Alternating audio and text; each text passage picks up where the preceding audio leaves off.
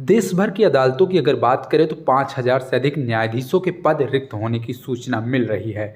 दूसरी बड़ी अपडेट पर बात करें तो पॉलिटेक्निक पुनः मूल्यांकन के 50% शुल्क वापसी को लेकर एक महत्वपूर्ण खबर मिल रही है। उसके अलावा कारपोरेशन और उनके निगम की बात करें तो 48% सीटें खाली होने की सूचना मिल रही है। साथ ही साथ यूपी बोर्ड की परीक्षा 2025 की प्रक्रिया शुरू होने के पहले प्रश्न पत्र को लेकर मंथन शुरू हो चुका है। 15 दिसंबर के पहले इस पर बड़ा निर्णय लिया जाएगा। वहीं बात करें लर्निंग डीएल की तो लर्निंग डीएल बनाने में बड़े स्तर पर भेदभाव देखने को मिल रहा है। तो ये प्रमुख 5 खबरें हैं। हम इन 5 खबरों पर विस्तृत रूप से चर्चा करेंगे। तो आइए जानते हैं आज की प्रमुख खबर लर्निंग डीएल को लेकर। आपको बता दें लर्निंग डीएल बनाने को लेकर बम्पर रूप से भेदभाव देखने को मिल रहा है। वीआईपी अगर कोई है तो उसके 30 मिनट में काम होने की सूचना मिल रही है और अगर कोई आम इंसान है तो 3 दिन के बाद भी खाली हाथ लौट रहा है। पूरी खबर पर चर्चा करें तो आपको बता दें परिवहन विभाग में लर्निंग ड्राइविंग लाइसेंस बनवाने में बड़ा भेदभाव देखने को मिल रहा है। आरटीओ दफ्तर में वीआईपी कोटे के तहत अफसरों को जो लर्निंग है 30 मिनट में तैयार हो रहे हैं। इसके उलटफेर फेसलेस व्यवस्था में 3 से 4 दिन के बाद भी सामान्य लोग के लाइसेंस नहीं बन पा रहे हैं। बार बार आवेदन टेस्ट में लोगों का समय भी बर्बाद हो रहा है, आर्थिक नुकसान भी हो रहा है। इससे परेशान आवेदक रोजाना आरटीओ और परिवहन विभाग मुख्यालय पहुंच रहे हैं लेकिन उनकी सुनवाई नहीं हो पा रही है। पहले ऑफलाइन व्यवस्था में आरटीओ में लगभग 425 लर्निंग लाइसेंस बन जाते थे। इसके उलट फिर फेसलेस व्यवस्था में सर्वर तकनीकी दिक्कतों की वजह से रोजाना 100 आवेदन भी नहीं पूरी हो पा रहे हैं। ड्राइविंग टेस्ट की प्रक्रिया की बात करें तो पूरी ना होने की वजह से मजबूरन लोग साइबर कैफे जा रहे हैं, वहां पर अतिरिक्त शुल्क दे रहे हैं और ऑनलाइन ऑफलाइन व्यवस्था से कहीं न कहीं 50% लर्निंग डीएल बनाने का प्रस्ताव शासन स्तर से दिया गया था। पहले फेसलेस सिस्टम में तकनीकी दिक्कत होने पर लोग आरटीओ से लर्निंग डीएल बनवा सकते थे लेकिन अफसरों की अनदेखी की वजह से आरटीआई में लोगों के लर्निंग डीएल नहीं बन रहे हैं। इसमें आवेदक परेशान हो रहे हैं और परिवहन विभाग को राजस्व का भी नुकसान हो रहा है। आपको बता दें लर्निंग डीएल को लेकर दिक्कतों की भरमार बढ़ रही है। ऑनलाइन टेस्ट पास करने के बाद भी कहीं न कहीं रिजल्ट फेल दिखा रहा है, फोटो अपलोड करने में दिक्कत हो रही है, प्रमाणिकता की पुष्टि में परेशानी हो रही है, ओटीपी आने में देरी हो रही है और रोजाना 300 से ज़्यादा आवेदन रद्द भी हो रहे हैं।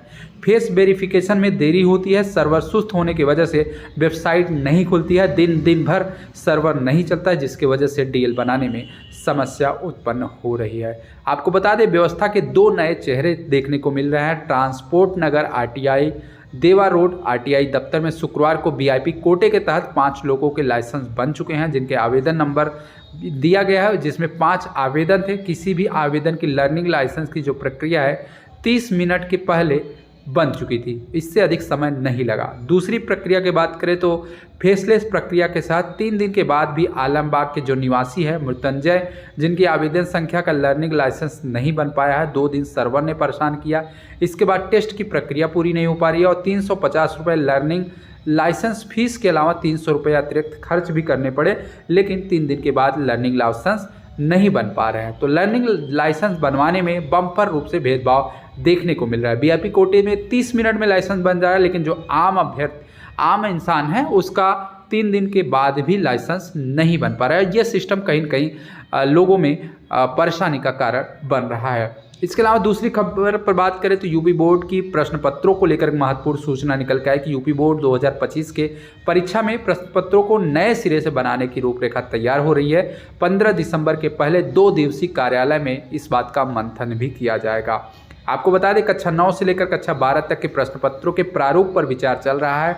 2026 की यूपी बोर्ड की परीक्षा से यह सिस्टम लागू किया जा सकता है। हार्ट आर्डर थिंकिंग स्किल पर गंभीर मंथन किया जा रहा है और ये चीज़ें 2026 की बोर्ड परीक्षा में आपको देखने को मिल सकता है।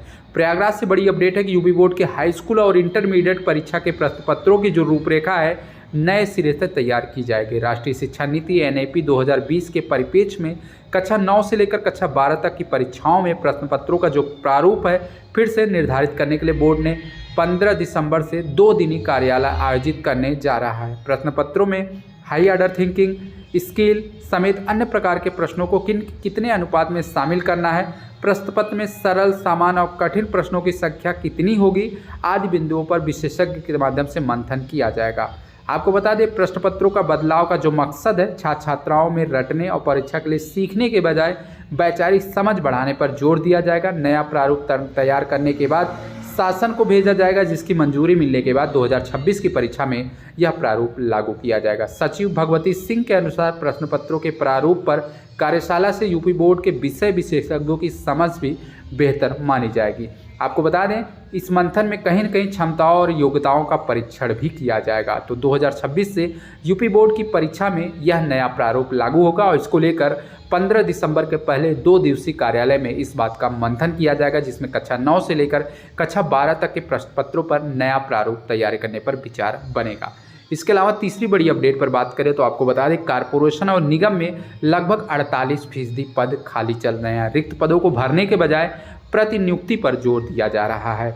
लखनऊ से बड़ी अपडेट है कि पावर कारपोरेशन और उससे जुड़े निगम में लगभग 48% से अधिक लंबे पद खाली चल रहे हैं। इन पदों को भरने के बजाय प्रतिनियुक्ति पर जोर दिया जा रहा है। विभिन्न विभागों में लाखों रुपए के मानदेय पर 15 लोगों की प्रतिनियुक्ति पर तैनाती भी कर दी गई है। विद्युत सेवा आयोग की तरफ से कारपोरेशन सहित अन्य विद्युत वितरण की कंपनियों पर खाली एवं भरे हुए पदों का जो ब्यौरा है वो जुटाया जा रहा है। 1 अप्रैल 2024 तक आंकड़ों के मुताबिक प्रदेश में 73,522 पद स्वीकृत किए गए हैं और ये पद लिपिक से लेकर अभियंता तक के बताए जा रहे हैं। स्वीकृत पद के सापेक्ष करीब 48.29% पद खाली चल रहे हैं। नियम के अनुसार विवरण देखा जाए तो सर्वाधिक 56.57% कैस्को में खाली पद देखने को मिला। इसी तरह ट्रांसमिशन में भी 51.08% पद खाली चल रहे हैं और सबसे कम पदों की अगर बात करें तो 39.0% पद कारपोरेशन मुख्यालय में खाली चल रहे हैं। स्थिति तब है जब राजधानी होने के बावजूद भी यहाँ रहने वाले इच्छुक रहते हैं। ऊर्जा संगठन ने कई बार इन पदों को भरने की मांग भी की थी, लेकिन अभी तक भरने पर किसी प्रकार का कोई भी निर्णय नहीं लिया गया। अब कारपोरेशन से जुड़े निगमों को 5 नई कंपनियों के रूप में बांटने की तैयारी चल रही है। फिलहाल कारपोरेशन के अधिकारी इस मुद्दे पर चुप्पी साधे हुए हैं। तो आप सभी को बता दें, कारपोरेशन और निगम के में लगभग 48% पद खाली चल रहे हैं। इन खाली पदों को भरने के बजाय प्रतिनियुक्ति पर जोर दिया जा रहा है। आप देख सकते हैं, वितरण के नियम के तहत कारपोरेशन मुख्यालय में 1820 पद स्वीकृत किए गए हैं। कार्यरत के तौर पर 1109 है।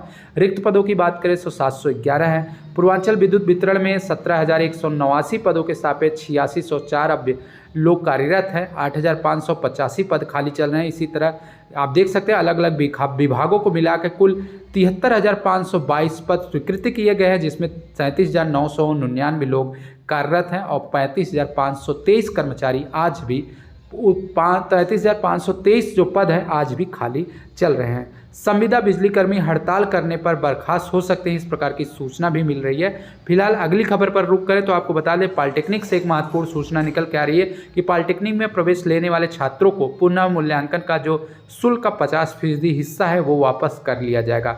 निर्णय के बाद 50% शुल्क वापस न होने की खबर को लेकर हिंदुस्तान समाचार पत्र ने प्रमुखता से प्रकाशित किया था, जिसके बाद विभाग ने पुनः मूल्यांकन आवेदन करने वाले छात्रों को जल्द से जल्द आधा शुल्क वापस करने की दिशा में कदम बढ़ा दिया है। बोर्ड ने पहले ही 17,000 छात्रों की एक सूची तैयार कर ली है, जिसमें 44,000 छात्र छात्राओं के बैंक खातों का सही विवरण मौजूद था, लेकिन 26,000 छात्र ऐसे थे जिनका बैंक विवरण सही नहीं था। बोर्ड ने ऐसे छात्र छात्राओं के बैंक विवरण देने का आखिरी मौका भी दिया है, जहां पर बोर्ड सचिव अजीत मित्रा ने बताया कि छात्र संस्थान में बैंक खातों का जो विवरण है जल्द से जल्द प्रदान किया जाए। डेटा आते ही खाते में 50% रुपया वापस कर दिया जाएगा। वहीं बताना चाहते हैं कि 20 दिसंबर से प्रस्तावित पॉलिटेक्निक विषय सेमेस्टर की परीक्षा स्थगित कर दी गई है। बाद में परीक्षा को अलग से तारीख दे दी जाएगी। इसके अलावा अगर हम बात करें तो देश भर की अदालतों में लगभग 5,000 से पद खाली होने की सूचना मिल रही है। कानून मंत्री मेघवाल ने न्यायिक रिक्तियों की जानकारी सदन में बखूबी दे दी है। पूरी खबर की बात करें तो नई दिल्ली से अपडेट है कि दिल्ली में देश में सुप्रीम कोर्ट से लेकर निचली अदालत तक न्यायाधीशों के 5,611 पद खाली चल रहे हैं और सबसे कम पद की अगर बात करें तो 34 पदों में 2 पद खाली हैं सुप्रीम कोर्ट में। इसके अलावा 25 उच्च न्यायालय में न्यायाधीशों के 364 पद खाली है, जबकि उनकी स्वीकृति संख्या 1,114 है। इसी क्रम में जिला न्यायालय में अगर बात करें तो 5,245 पद रिक्त होने की सूचना मिल रही है। कानून मंत्री अर्जुन राम मेघवाल ने संसद में प्रश्नकाल के दौरान लिखित उत्तर में यह जानकारी दी। एक पूरक प्रश्न के जवाब में कानून मंत्री ने बताया कि हाईकोर्ट के न्यायाधीशों के संविधान के अनुच्छेद 217, 224 में नियुक्तियों का प्रावधान दिया गया है और यहाँ के पदों को खाली होने की वजह उनकी रिटायरमेंट इस्तीफे, न्यायाधीशों की पदोन्नति, स्वीकृति संख्या में बदलाव होना है और इसे भरने के लिए त्वरित कार्रवाई की जाएगी। जबकि जिला और अधीनस्थ न्यायाधीशों में पदों की भरने की जिम्मेदारी न्यायालय और राज्य सरकार की होती है। इसके लिए संविधान तौर पर राज्य सरकार को संबंधित उच्च न्यायालय के परामर्श में संविधान के अनुच्छेद संख्या 9, 309 और अनुच्छेद संख्या 233 और 234 में प्रावधान दिए गए हैं। आने वाले दिनों में ये खाली पद भरने की दिशा में कार्य किया जाएगा। तो ये महत्वपूर्ण अपडेट थी। वीडियो को शेयर कर दीजिएगा। चैनल के माध्यम से उत्तर प्रदेश से संबंधित तमाम सूचनाएं आपको इसी प्रकार मिलती रहेंगी। धन्यवाद।